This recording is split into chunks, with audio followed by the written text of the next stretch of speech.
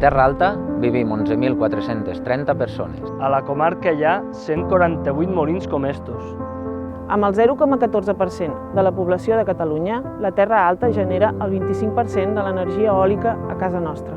Ara volen 15 noves centrals. Amb 96 nous molins. Massificar amb energies renovables mai no serà sostenible. Les centrals eòliques no han generat riquesa al territori. No han dinamitzat les economies locals. No han generat llocs de treball. Les centrals eòliques només donen feina al 0,3% del total de la població ocupada de la comarca. Però 1.200 famílies vivim de la terra i el vi. La Terra Alta és paisatge i agricultura. El ferro no forma part del nostre horitzó.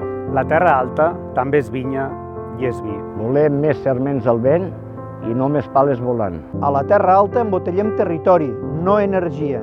No a la massificació eòlica. No a la massificació eòlica. No a la massificació eòlica. A la Terra Alta, les paraules no se'ls emporta el vent. Volem que aquesta terra crie raïms i no molins.